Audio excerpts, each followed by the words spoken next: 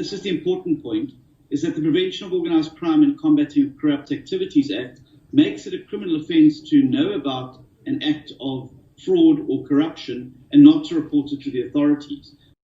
I did approach Helen Ziller and Patricia DeLille many times in writing about fraud at the City of Cape Town, about unlawful asbestos demolitions, many counts of fraud, and I gave them copious amounts of evidence. Then, out of the blue, Helen Ziller emailed me and copied in Mr. Steenhuysen's predecessor.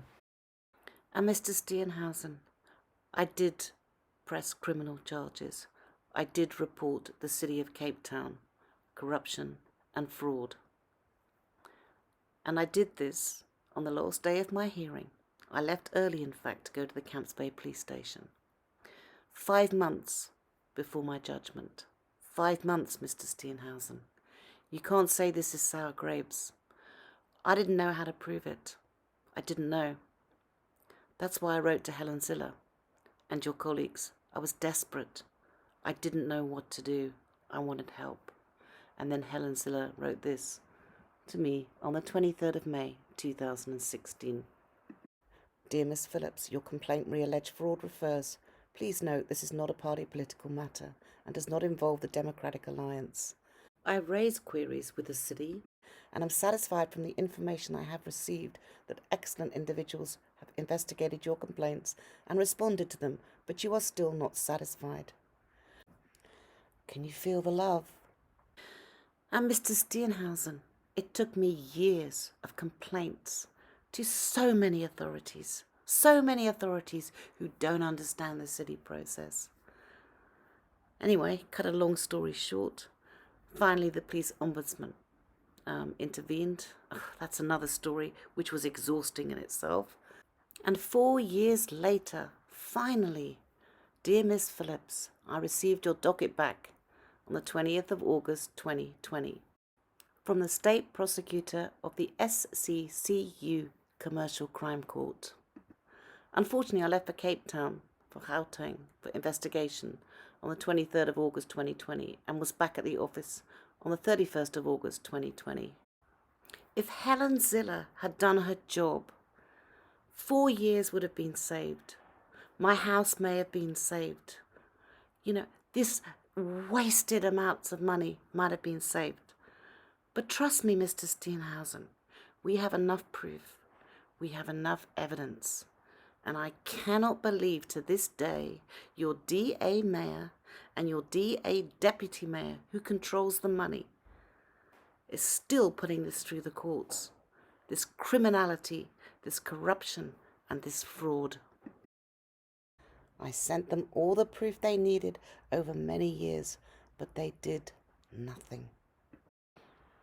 On the 28th of January 2020, I got an email from James Selfie, who is your head of governance. Dear Miss Phillips, your email of 6th of January 2020, addressed to a number of people in the Democratic Alliance, as well as the City of Cape Town, has been referred to me for a response on behalf of the DA. Your complaints are against the City of Cape Town, and therefore the DA is not in a position to get involved. I have, however, followed up the matter with the City of Cape Town Mayor, and I am satisfied that the matter has been dealt with appropriately.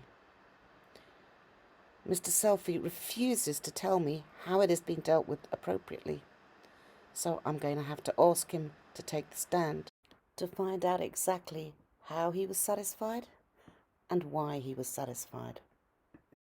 The correspondence I had sent to the DA officials that James Selfie refers to in his correspondence to me had a YouTube video that I'd uploaded for ease of reference for them because they were refusing to meet with me. I sent this link to Mayor Plato, Valuation Appeals, who then passed this on to Advocate Martin Kotzi, who was the chair of my appeal hearing. DA leader, which is Mr. Steenhuysen, he was then at that time an interim leader. DA Helen Ziller and DA Councillor Jow, who is my local councillor. This film just highlighted some of the fraud and corruption on this matter. But still, The DA did nothing. They have not opened one case at the South African Police Services. And this is the important point, is that the Prevention of Organised Crime and Combating Corrupt Activities Act makes it a criminal offence to know about an act of fraud or corruption and not to report it to the authorities.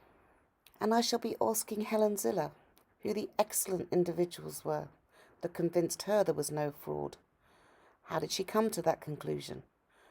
I'd sent her enough evidence to prove the fraud, although being a layman at that time, in terms of city procedure, I didn't know just how much evidence I had. But Miss Ziller should have done, and so should the DA mayors, and particularly Deputy Mayor Ian Nilsson, who is a civil engineer, and was deputy to both Mayor DeLille and now Mayor Plato. This is Deirdre Oliver, who is a director of attorneys, Fairbridges, Worth and Becker, and the testimonial on their website states, Fairbridges, Worth and Becker, we pride ourselves on being both ethical and empathetic. We enjoy working in a professional yet supportive environment. We know the worth of good interpersonal relationships, often referred to as our family values, and we believe this brings significant benefits to our clients. On the 9th of July 2020, the Daily Maverick ran an article about the association between the City of Cape Town and this law firm. In the body of the article, the Legal Resources Centre said that this appointment undermines the independence of the investigation, as Fairbridges is frequently used by the city. The city defended its decision, saying the firm is well known for professionalism, objectivity, and the integrity they display in carrying out their duties. I wrote to Miss Olivier on the 12th of July 2020, asking a very reasonable question, as the City of Cape Town is a government body and it should be open and transparent. I asked her if a senior counsel working on a damages claim I have against the city because my property, my life's work, is in a state of collapse, was senior counsel Ron Pache. I apologise, Ron, if I've pronounced your name wrong. It's a reasonable question. I sent them a photograph. The mayor and Miss Oliver won't even tell me if this is their senior counsel.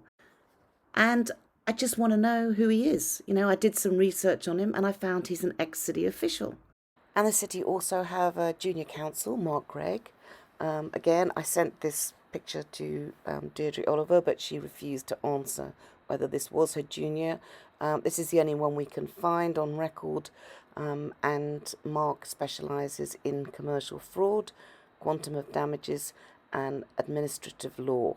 So he should be able to see the fraud and corruption in this matter very clearly. The city have used Ryan Menchies as their attorney. Why is he not doing my damages matter? He's done everything, all the correspondence, everything is done by this man. Why are the city not using him? Why have they changed to Fairbridges? Why have they changed to Deirdre Oliver? Why? The city spent a fortune on this attorney. You know, why are they changing attorneys? I don't understand it. And how much did it cost? Why won't they let me know how much they spent on Ryan Menchies and his firm? The city won't tell me. After Ryan Menchies, we then dealt with a lady called Kim Rue from Webb and Wenzel. On the 1st of June 2020, I wrote to City Legals, Fiona Ogle and Antoinette Markram, whom I've laid charges against, by the way, for defeating the ends of justice. And this time I also copied in Beverly Schaefer, who is the DA Deputy Speaker, because she was very much involved in the corruption in this matter. Not her being corrupt, but she knew what was going on, because I attended Camps Bay ratepayers meetings with her and my other DA councillor, Margot Hayward. And I need to ask her some questions too. So I gave them the case number references of my damages claim, and I said to them basically, are you insane? Webber Wenzel represented me. How can they now represent you when they represented me? Shortly after this email, Kim Roo then resigned as the city's attorney of record. Again, Mr. Steenhausen, nobody will tell me, not from the city. And let's be honest here, Mayor Plato and Deputy Mayor Nielsen hold the purse strings. How much does it cost? This is your money, people. Ratepayers' money. This madness is being paid for by you. A simple meeting would suffice with a building inspector who's a qualified engineer and Deputy Mayor Nielsen, who's a qualified civil engineer. Sit down with my engineer. Let's work it out. But no, the city want to go through the courts. Okay, so let's go back to Miss Deirdre Oliver. What did I say she was now? Yeah, she's the third attorney that the city have employed on my matters. And let me just take you through an affidavit that she's putting through the court of law. And remember, she's an officer of the court. I'm just going to use one simple example. I'm not going to go through her whole affidavit. But this is how Miss Oliver and the city of Cape Town are misleading a court of law with the intention. Now, I had a valuation appeal that was heard on the 10th of February 2020. I was appealing the rates decision on my property. And I don't trust the city.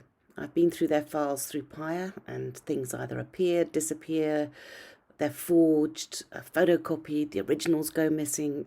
It's a very long list of fraudulent and criminal activity. So because of this, I requested that I digitally voice record for the record the whole meeting.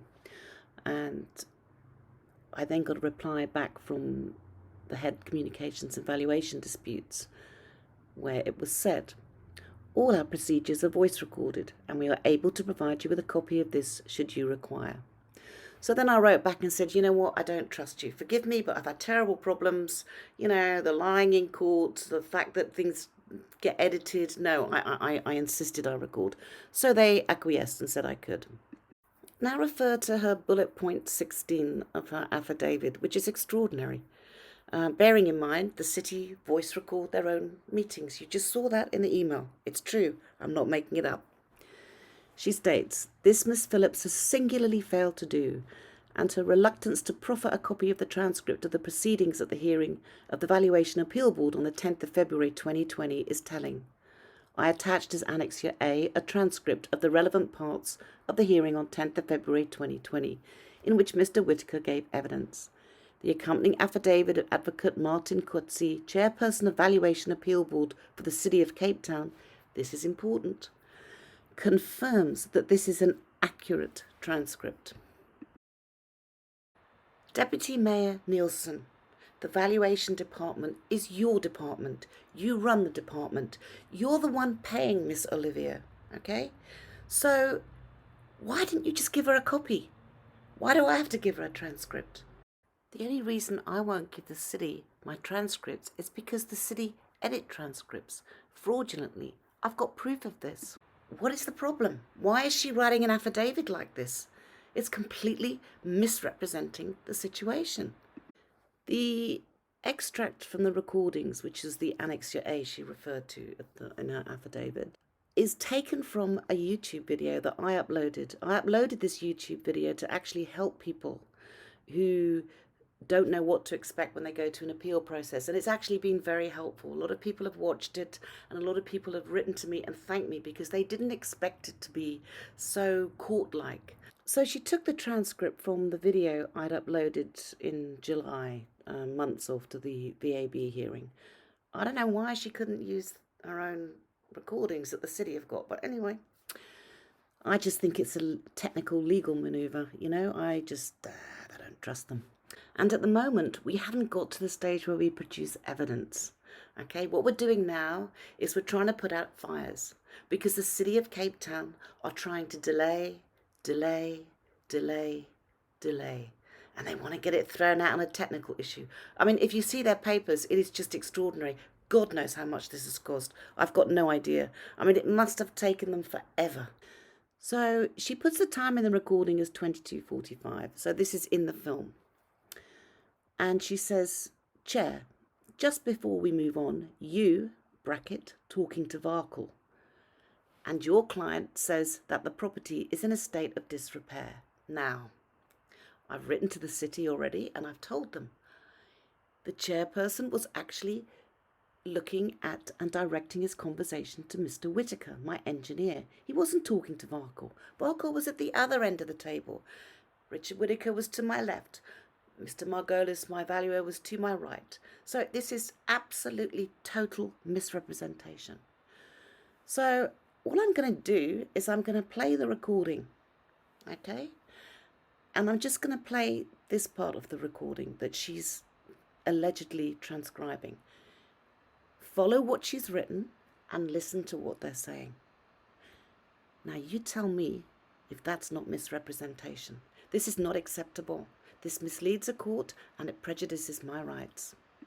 To be fair, I've actually taken the voice recording from the video and put it over her transcript. The voice recording that I took digitally is much crisper, and you can hear a lot more about what's going on in the background and, you know, things like that. But anyway, to be fair, I've put the dialogue that she's allegedly transcribed, and this is what follows. Just before we move on to what Mr. Margolis will tell the board,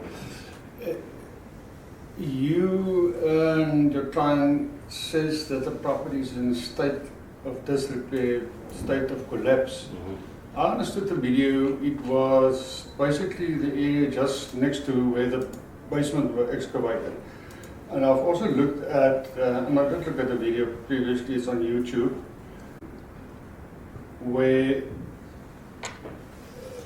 so I say the top beams looks as if they are moving away from the wall, or the wall is moving away. So would you say that the total building is in disrepair? Total building is in collapse? The whole building is moving, that is for sure. The one picture we didn't see, and maybe Ms. Phillips should have included that, was the cracking in the ceiling. Yeah, but I've sent them all to Angela. So and I've got video. The cracks are not isolated. There is definitely movement of the subterranean support, and it's causing the house to move. Yeah, there are some other photographs. You've got the wrong photographs, Angela. If we can hand us in. The film that the chair refers to in Miss Oliver's affidavit was the one that was in the correspondence, James' selfie, that I discussed earlier in the film.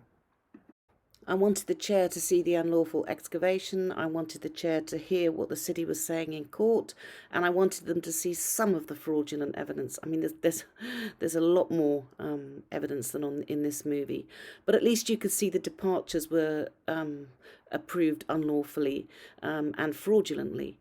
That's clear to anybody who looks at it. So I'm just astonished that Miss Deirdre Oliver and her senior and junior counsel can't see it themselves. I mean, they're supposed to know city procedure, you know, and legislation. I mean, come on.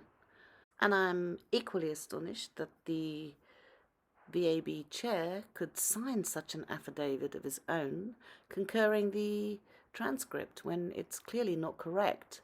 And he makes no reference to this film or the film I showed at the VAB hearing. It's very misleading. Miss Oliver signed her affidavit on the 14th of October, 2020. Everything is a misrepresentation, which is easily pulled apart, and I intend to do that with you on the stand, Miss Oliver. Then out of the blue, on the 12th of November, we get a letter from Miss Oliver asking if we can have a virtual hearing because she's got underlying health issues. Miss Olivia, your firm, the firm you head, Fairbridges, unsuccessfully defended the unlawful, inhumane and heartless demolition of this young man's home under COVID-19 lockdown level 3.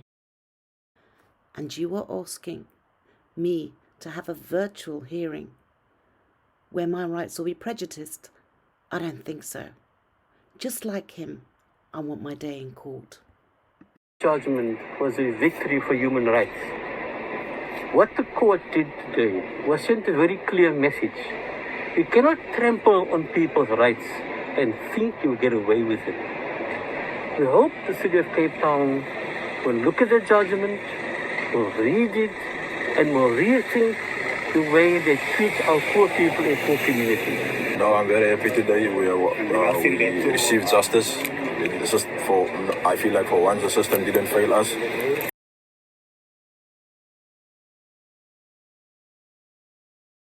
And this is the important point, is that the Prevention of Organised Crime and Combating Corrupt Activities Act makes it a criminal offence to know about an act of fraud or corruption and not to report it to the authorities.